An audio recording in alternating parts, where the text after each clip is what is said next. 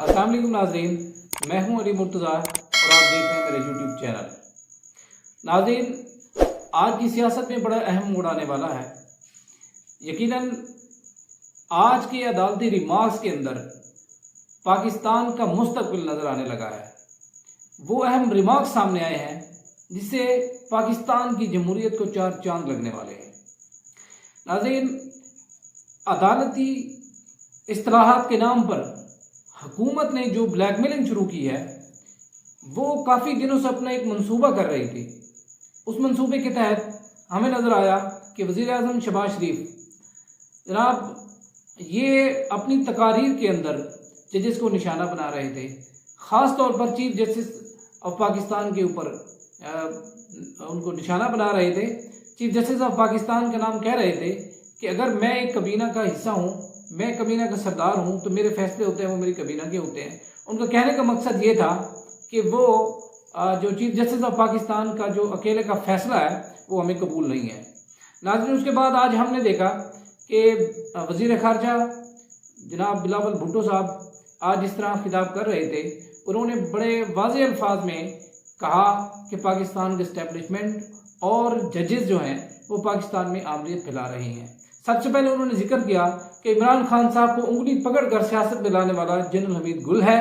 उसके बाद जनरल पाशा, फिर जनरल फैज हमीद का नाम लिया। उसके बाद आखिर साबिक चीफ जस्टिस का नाम लिया, उनके ऊपर इल्ज़ामात लगाए। तो एक प्लानिंग नजर आई कि किस तरह ये जजेस को ब्लैकमेलिंग, एक फैसला करवाने के लिए ब्लैकमेल कर रहे हैं। उसके बाद एक और मेंबर असेंबली थे, वो भी कह रहे थे कि जुल्फ़िकार अली भुट्टो साहब ने कानून बनाया और ये कानून के रखवाले जो हैं उनको फांसी देने वाले थे। ये किस तरह हो सकता है कि कानून के रखवाले कानून बनाने वाले को फांसी दें। ये एक हुकूमत एक कंपेन नजर आई। फिर उसके बाद हम देखते हैं कि सुप्रीम कोर्ट की समाअत से पहले वहाँ पर राना सनाउल्लाह साहब जो वज़ीर दाखिला हैं पाकिस्तान के, वो और मौलाना अब्दुल गफूर हैदरी साहब वो सुप्रीम कोर्ट ऑफ पाकिस्तान के बाहर जाकर प्रेस कॉन्फ्रेंस कर रहे थे, धमकियाँ दे रहे थे जजेस को कि किसी तरह हम उनके फैसले के ऊपर मुतासर हो सकें। नाज़रीन, अदालत के अंदर क्या हुआ आज? सबसे पहले अटॉर्नी जनरल साहब पेश हुए, उनके साथ साथ इरफान कादर एडवोकेट साहब मुआवन खसूसी हैं वज़ीर आज़म के, वो साथ पेश हुए। तो उनकी तेवर नज़र आए अदालत के अंदर कि गर्मा गर्मी नज़र आ रही थी जजेस के साथ उनकी। उन्होंने कहा अगर आप मेरे दलाल नहीं सुनना चाहते तो मैं वहाँ से चला जाता हूँ। जनाब वाला इरफान कादर साहब वापस चले जाते हैं, अपना इस्तीफ़ा पेश करते हैं। इस्तीफ़ा पेश करने के बाद दोबारा अदालत में हाजिर होते हैं। तो पीपल पार्टी की तरफ से फ़रूक अजनक साहब पेश होते हैं। वो असल जो मुद्दा होता है वो एक बात फंसाना चाहते हैं कि 1 मार्च को सुप्रीम कोर्ट की तरफ से दिए जाने वाला जो फैसला था, क्या वो 3 से 4 जजेस का था या 2-3 का था। तो इस पर जो है वो बहस हो रही थी। जस्टिस मंदोखेल साहब ने जो आज बयान दिया वो अपने कल के बयान पर उन्होंने एक वजाहत दी कि कहा कि मेरे अंदर अबहम है, मैं कंफ्यूज हूँ। जो मैंने अपना एक बयान दिया था, एक फैसला दिया था, मैं उस पर कायम हूँ, लेकिन मैं उसकी वजाहत देना चाहता हूँ। तो इलेक्शन कमीशन ऑफ पाकिस्तान के जो वकील थे वो रोस्टम पर मौजूद थे। उन्होंने कहा कि आप बता सकते हैं कि कोर्ट ऑफ जो ऑर्डर था आपने उसको पढ़ा? उन्होंने कहा कि हाँ हमने पढ़ा, उसमें से गलती मुमकिन हो सकती है, तो उसको समझने में हमने कोई गलती की हो।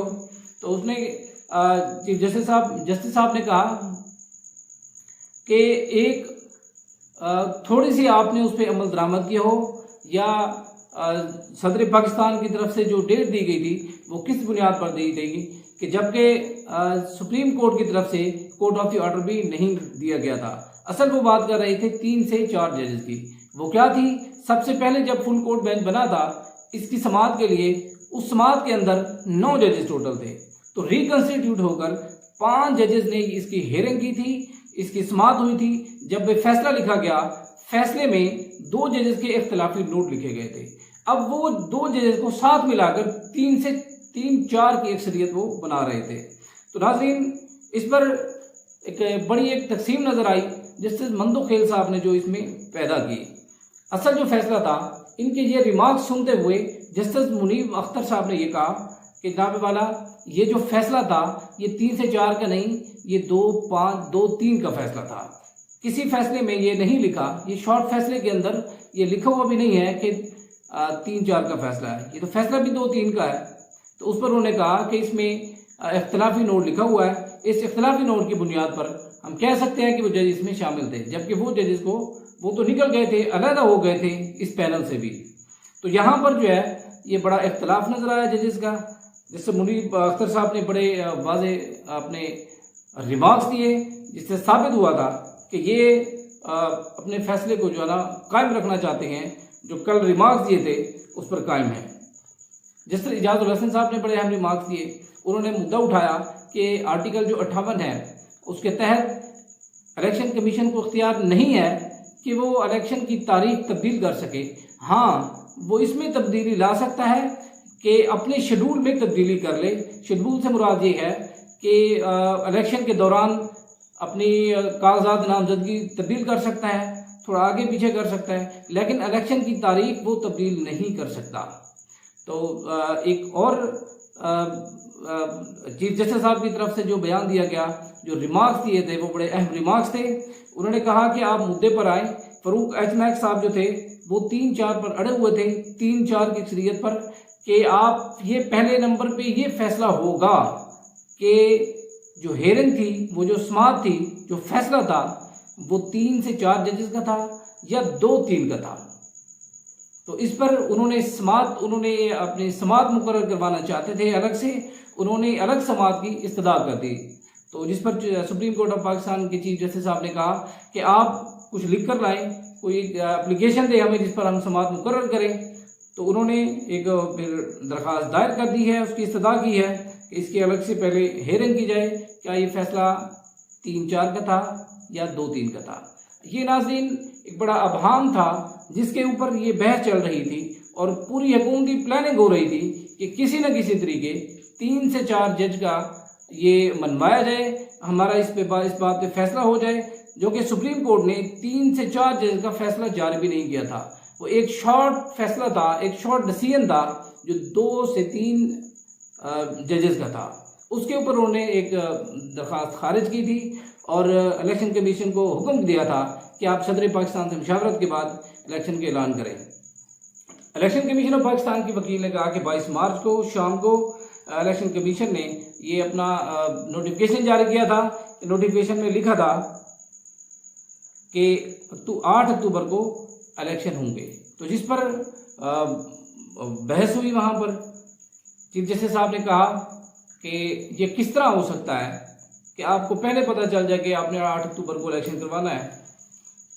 तो जिस पर उन्होंने कहा कि हमने देखा कि सेक्रेटरी दिफा से हमारी बात हुई, उन्होंने कहा कि हमें सिक्योरिटी नहीं दी जा रही, खजाना ने कहा कि हमारे पास फंड्स नहीं है। तो ये तो खैर पुरानी बात, ये पहले भी रिमार्क्स थे, आज फिर इस पर बात हुई। असल जो बात है, आज जो नज़र आया कि वो जजेस की आपस में तकसीम नज़र आई थी वहाँ पर। लेकिन खैर एक जस्टिस मुनीब अख्तर साहब ने कहा कि किस तरह अक़लियत जजेस की है वो अक्सरियत में बदल सकती है, ये किसी कानून में नहीं है। तो नाजरीन, आज का जो वीलॉग था ये इसी बात पे था कि जजेस की तकसीम कैसे हुई और हुकूमत का क्या प्लान था कि जिससे वो ये फैसला करवाना चाहते थे। नाजरीन, अगर आपको ये मेरी वीलॉग पसंद आया है, अगर मेरी ये वीडियो पसंद आई है, यकीनन आप मेरे चैनल को सब्सक्राइब भी करेंगे और बेल आइकन पर क्लिक भी करेंगे। बहुत बहुत शुक्रिया।